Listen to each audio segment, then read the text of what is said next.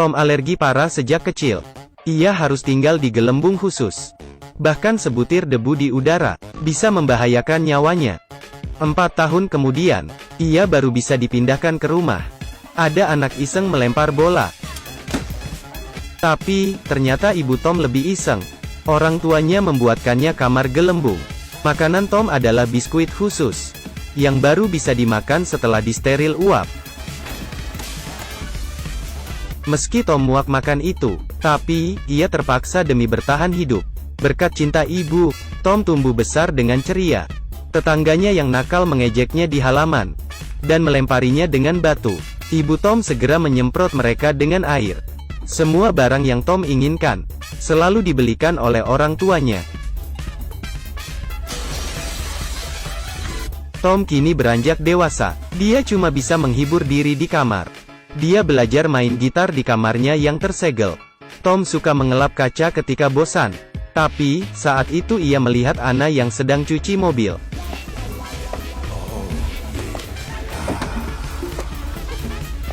Anna juga penasaran dengan Tom.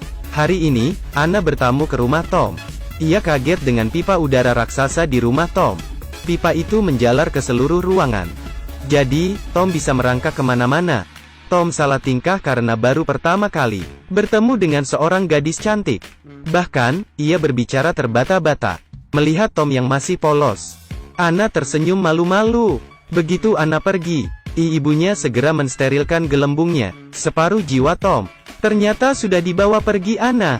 Anna suka main ke rumah Tom. Tom juga mengajarinya main gitar. Meski terpisah oleh gelembung, tapi hati mereka sangat dekat. Hingga suatu malam, Anna yang mabuk memanjat tembok dan menyelinap. Ia ingin tidur bersama Tom. Tapi, Tom takut membuka pintu, dan melewatkan kesempatan emas ini. Anna akhirnya pacaran dengan Patrick. Tak berapa lama, Anna dilamar. Ia bertanya ke Tom, apa aku harus menikahinya? Tom diam saja. Mungkin diam adalah jawaban terbaik. Anna memberinya sekotak hadiah, lalu pergi sambil menahan tangis. Di dalam kotak itu ada bola salju, yang bertuliskan aku mencintaimu. Ternyata, selama ini Anna mencintainya. Akhirnya, Tom memberanikan diri. Ia mendesain baju gelembung, untuk mengejar cintanya yang hilang. Tom membuka pintu gelembung. Tapi, tiba-tiba,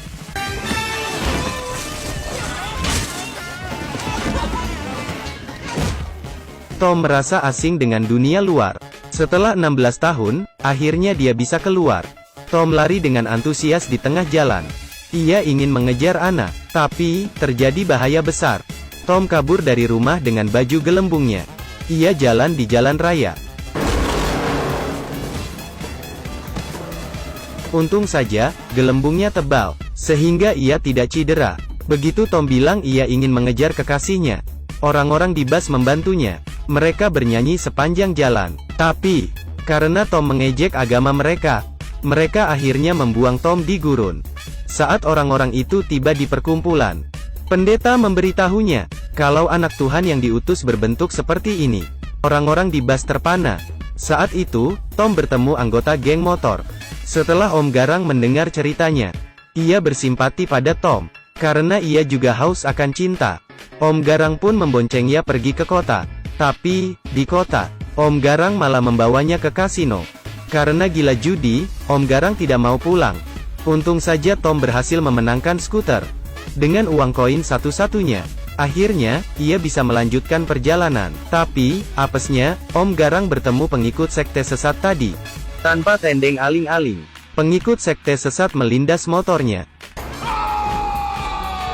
Sementara itu, Tom ditemukan orang tuanya. Ibunya membanting setir untuk mencegat Tom. Tapi, orang tua Tom tidak menyangka kalau Tom terpental dan masuk ke gerbong kereta. Setelah Tom siuman, ia dikelilingi orang aneh. Paul adalah ketua mereka. Ia ingin merebut gelembung Tom. Tapi, Tom bukan pemakan sayur. Ia menyundul Paul hingga terlempar puluhan meter. Paul pun jatuh dan pingsan. Tom berhasil mengalahkan sang ketua. Mereka pun mengangkat Tom sebagai ketua. Tom memutuskan kabur naik lori. Ia sampai di bar, dan mencari tumpangan. Tapi, orang-orang mengira Tom membawa penyakit. Ia pun dikunci di dalam bar. Tapi, lampu minyak jatuh, dan membakar bar. Untung saja ada seorang pria datang, dan menyelamatkan Tom. Pria itu mengantarkan Tom. Tapi, di tengah terjadi kecelakaan. Mereka menabrak seekor sapi. Tapi, karena pria itu beragama Hindu, ia meratapi sapi itu dan tidak mau pergi. Akhirnya, Tom terpaksa jalan kaki. Setelah jalan 8 jam, akhirnya ada orang yang mau memberinya tumpangan. Tapi, kakek itu sudah tua sekali. Tom sampai ketiduran saking capeknya. Mereka berkendara semalaman. Begitu Tom bangun, hal yang ditakutkannya benar-benar terjadi. Yang benar saja, kakek itu mati. Mobil itu terus melaju tanpa tuan.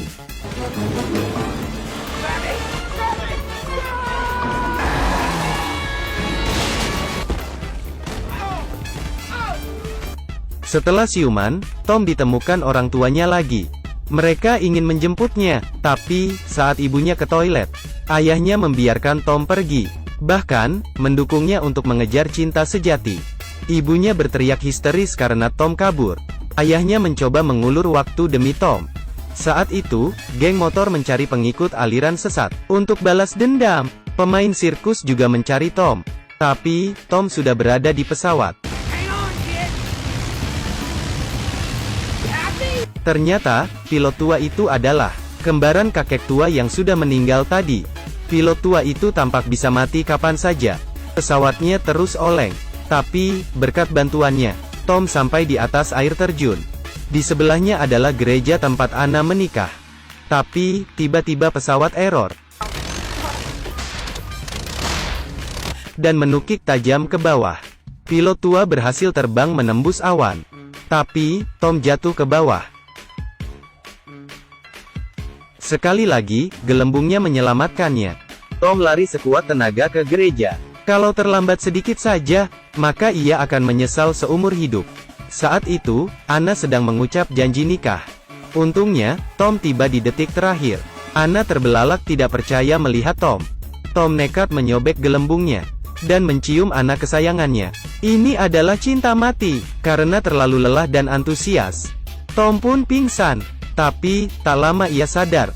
Tapi, Tom merasa napasnya baik-baik saja. Ternyata, Tom tidak alergi udara. Selama ini orang tuanya menipunya. Untuk melindungi Tom dari kejamnya dunia, Tom memapah ibunya, dan memaafkannya. Mereka lalu berpelukan. Ibunya setuju dengan pernikahannya dengan Anna. Anna dan Tom kabur meninggalkan gereja, dan melaksanakan upacara pernikahan mereka. Pemain sirkus, geng motor, dan pengikut aliran sesat berkumpul. Tiba-tiba, kakek muncul sebagai supir mereka.